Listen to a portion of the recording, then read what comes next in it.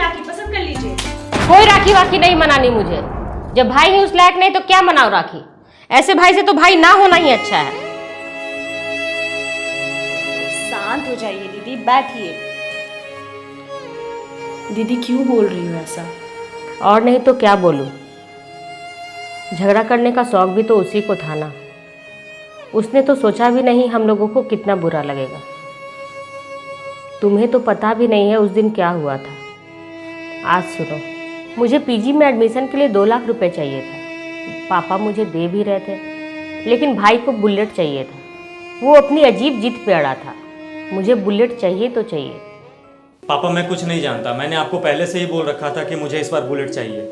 हाँ बेटा, बोल रखा था, लेकिन अभी बुलेट से ज़्यादा ज़रूरी तुम्हारी दीदी की पढ़ाई है ना।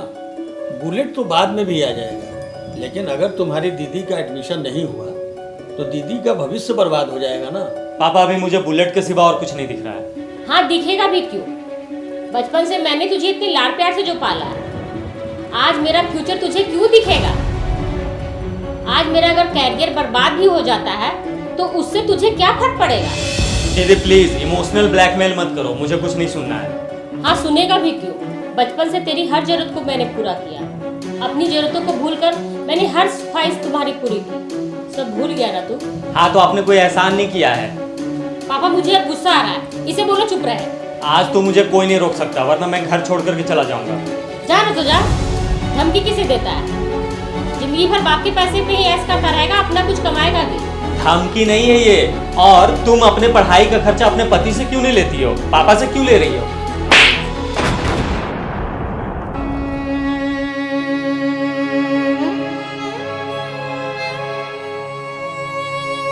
आज तू सच में बड़ा हो गया।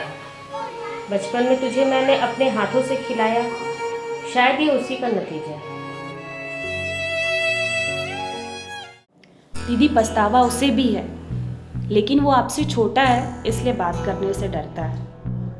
अब इस गलती की उसे इतनी बड़ी सजा तो मत दीजिए। राखी तो हर भाई का हक होता है। और उसने जो मुझे पराया कर दिया वो। दीदी वो बच्चा है, नादान है।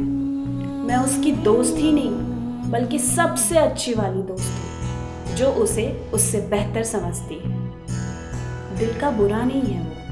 चल ठीक है, तेरे कहने पे मैं बात करने को तैयार हूँ। निशांत को लाने की जिम्मेदारी मेरी। खुशी थैंक यू। आज तुमने मेरे दिल का बोझ हल्का कर दिया। मैं दीदी से हमेशा माफ़ी मांगना चाहता था, लेकिन डर के मारे कभी हिम्मत नहीं हुई। कोई नहीं, आज सारी गिले शिकवे दूर कर लेना। दीदी भी आती होगी। ओह ये लो दीदी आ गई।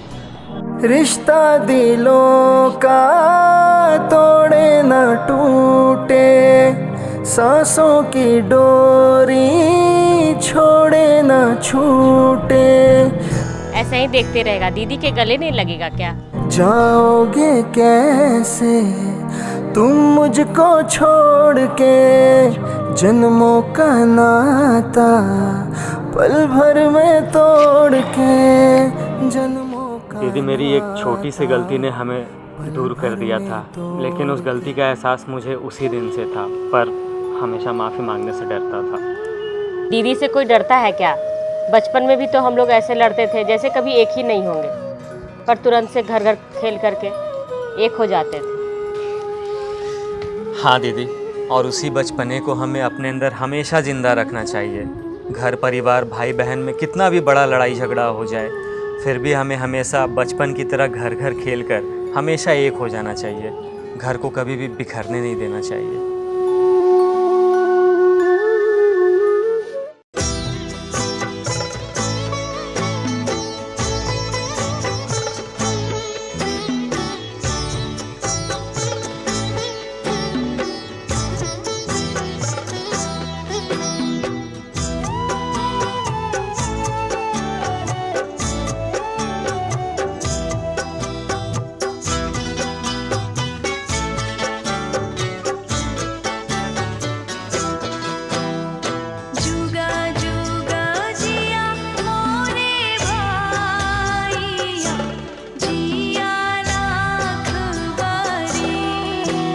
दोस्तों बचपन में अक्सर भाई बहन के बीच लड़ाई होती है और वो भी इतनी खतरनाक कि मानो दोबारा कभी बात ही नहीं होगी।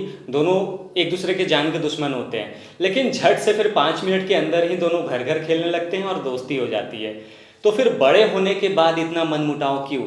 अगर भाई बहन में थोड़ी भी अनबन हो जाती है तो यार एक दूसरे से बात करना ही बंद कर देते हैं, घर परिवार से दूर हो जाते हैं, ऐसा क्यों?